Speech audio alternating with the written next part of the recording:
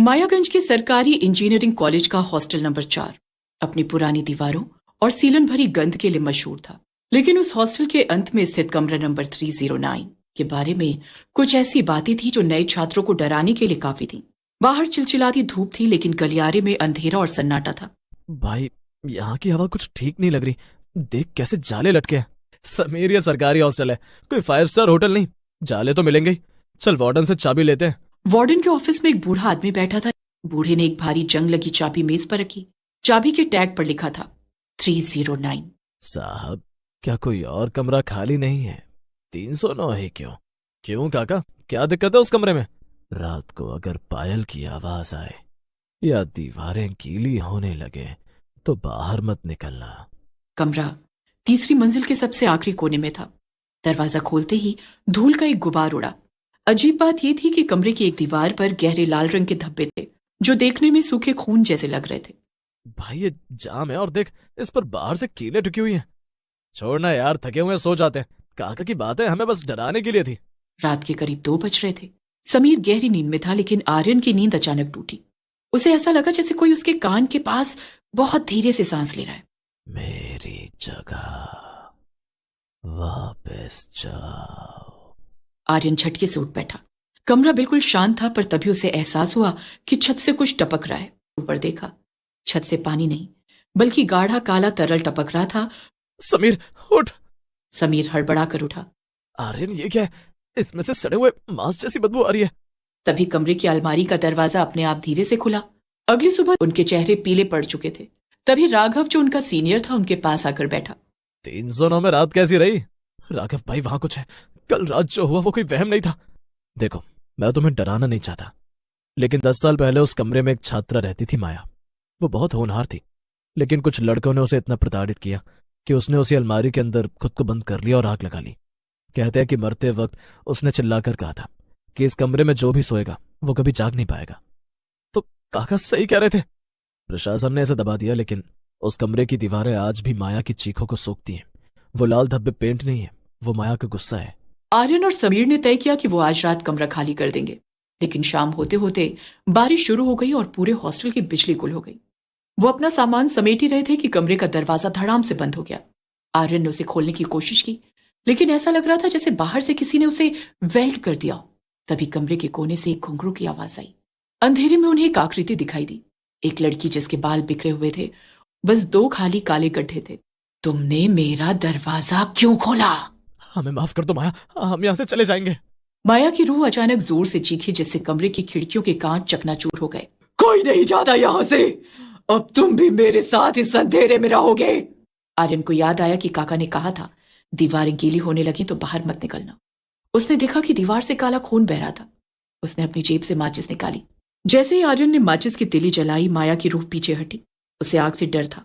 आर्यन ने दरवाजे पर जोर से लात मारी। आग की रोशनी में माया की ताकत कम पड़ गई और दरवाजा खुल गया। वो दोनों कॉरिडोर में भागे। पीछे से पूरा कमरा नंबर 309 आग की लपटों में घिरा हुआ था, और उन लपटों के बीच माया की डरावनी हंसी गूंज रही थी। आर्यन और समीर हॉस्टल से भागकर अपने घर पहुंच तो गए थे, लेकिन शांति उनसे कोसों दूर थी। आर्यन को लगा था कि आग ने सब कुछ खत्म कर दिया होगा, पर वो गलत था। 1 हफ्ते बाद आर्यन के घर के मुख्य दरवाजे पर एक पार्सल आया। उस पर कोई नाम नहीं था, बस एक नंबर लिखा था 309। समीर, जो आर्यन के घर पर ही रुका हुआ था, पार्सल देखकर कांपने लगा। आर्यन ने कांपते हाथों से पैकेट खोला। अंदर वही पुरानी जंग लगी चाबी थी जिसे उन्होंने वार्डन को लौटा दिया था। चाबी के साथ एक छोटा सा नोट था, जिस पर खून जैसी स्याही से लिखा था, आधा जला हुआ हिस्सा और भी ज्यादा दर्द देता है। उसी रात आर्यन के फोन पर एक अनजान नंबर से कॉल आया। दूसरी तरफ से भारी सांसें लेने की आवाज आ रही थी। साहब, आपने उसे और गुस्सा दिला दिया। काका, आप कहाँ हैं? हम तो वहां से भाग आए थे। वो कमरा सिर्फ ईंट पत्थर का नहीं है, वो उसकी यादों का पिंजरा है। आग लगाकर आपने उसे उस पिंजरे से आजाद कर दिया है। अब वो किसी कमरे में कैद नहीं है, वो आप दोनों के साए में है। अगर आप इसे खत्म करना चाहते हैं तो वापस आना होगा। उसकी अस्थियां वो आज भी उस अलमारी के गुप्त खाने में है। आर्यन और समीर को समझ आ गया कि जब तक वे उस अधूरे काम को पूरा नहीं करते, माया उनका पीछा नहीं छोड़ेगी। जब वो दोबारा मायागंज हॉस्टल पहुंचे तो नजारा बदल चुका था। कॉलेज प्रशासन ने उस पूरी मंजिल को सील कर दिया था। चारों तरफ खतरा के बोर्ड लगे थे। हवा में आज भी जलने की बू आ रही थी। जैसे ही वे तीसरी मंजिल पर चढ़े, समीर को गलियारे के अंत में कोई खड़ा दिखाई दिया। वो राघव था। राघव धीरे से मुड़ा और आंखों की जगह सिर्फ सफेद पत्थर जैसी पुतलियां थी। वो बोला नहीं, बस उसने अपनी उंगली से कमरे नंबर 309 की तरफ इशारा किया। अचानक राघव का शरीर धुएं में बदल गया और वो गायब हो गया। वो केवल एक चेतावनी थी। कमरा नंबर 309 अब राख का ढेर था, लेकिन वो काली अलमारी जो जल जानी चाहिए थी, बिल्कुल वैसी ही खड़ी थी जैसी पहले दिन थी। अचानक अलमारी का एक गुप्त दराज खुला। अंदर एक छोटी सी मटकी और एक पुरानी डायरी थी। डायरी के पन्ने पलटने पर पता चला कि माया ने आत्महत्या नहीं की थी, बल्कि उसे उस अलमारी में बंद करके जिंदा जलाया गया था और वार्डन इसमें शामिल था। तभी कमरे का तापमान जमा देने वाली हद तक गिर गया। माया की रूह उनके सामने प्रकट हुई। माया की रूह रुकी। उसकी भयानक शक्ल धीरे धीरे एक मासूम लड़की के चेहरे में बदलने लगी। उसकी आंखों से खून के आंसू बहने लगे। दरअसल माया एक छोटे से गांव की प्रतिभाशाली लड़की। आंखों में बड़े सपने लिए मायागंज इंजीनियरिंग कॉलेज पहुंची। उसे कमरा नंबर 309 अलॉट किया गया था। उस वक्त वो कमरा नया था। आज मेरा पहला दिन है। माँ बहुत रो रही थी, पर पापा ने कहा है कि मैं एक दिन बड़ी इंजीनियर बनूंगी। ये कमरा बहुत शांत है, मुझे यहाँ पढ़ना अच्छा लगेगा। लेकिन वो नहीं जानती थी कि हॉस्टल के उसी गलियारे में कुछ शिकारी घूम रहे थे। उस समय कॉलेज में विक्रांत नाम का एक सीनियर था, जिसका रसूख पूरे कैंपस में था। वार्डन खन्ना उसका रिश्तेदार था, इसलिए विक्रांत को कोई रोकने वाला नहीं था। एक शाम जब माया लाइब्रेरी से लौट रही थी, विक्रांत उसे रोक लिया। अगले कुछ महीनों तक उसने माया का जीना दूभर कर दिया। वार्डन खन्ना से शिकायत करने पर उसने सिर्फ इतना कहा, बेटा ये तो कॉलेज का हिस्सा है, थोड़ा एडजस्ट करो। जी सर।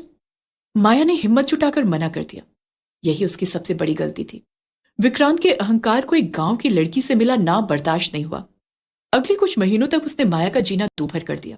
वार्डन खन्ना से शिकायत करने पर उसने सिर्फ इतना कहा, रोज की हरकतों से माया टूट रही थी। वो मुझे सोने नहीं देते, रात भर मेरे दरवाजे पर लाते मारते हैं। मुझे डर लगता है कि कहीं वो अंदर ना आ जाए। वार्डन भी उन्हीं के साथ मिला हुआ है। दिसंबर की कड़ाके की ठंड वाली रात थी। कॉलेज में फेयरवेल पार्टी चल रही थी, लेकिन माया अपने कमरे में पढ़ रही थी। अचानक बिजली गुल हो गई। तभी उसके कमरे का दरवाजा लात मारकर खोला गया। विक्रांत और उसके दोस्त शराब के नशे में धुत थे। माया चिल्लाई, लेकिन तेज संगीत के शोर में उसकी आवाज दब गई और उन्होंने अलमारी को बाहर से ताला लगा दिया।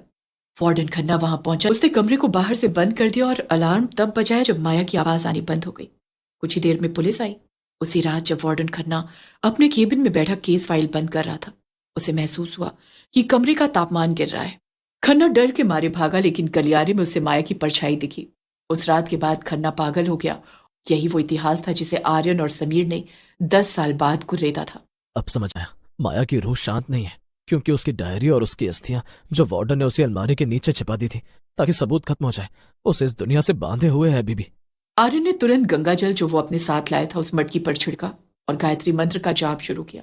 माया की रूह ने आखिरी बार आर्यन की ओर देखा। इस बार उसकी आंखों में नफरत नहीं बल्कि एक शांति थी। धन्यवाद, एक मंद सी आवाज गूंजी और रोशनी के साथ रूह गायब हो गई। अगले दिन आर्यन ने वो डायरी पुलिस को सौंप दी। वार्डन और उन पूर्व छात्रों को गिरफ्तार कर लिया गया जो उस घटना में शामिल थे। हॉस्टल नंबर 4 को गिरा दिया गया और वहां एक छोटा सा मंदिर और बगीचा बना दिया गया।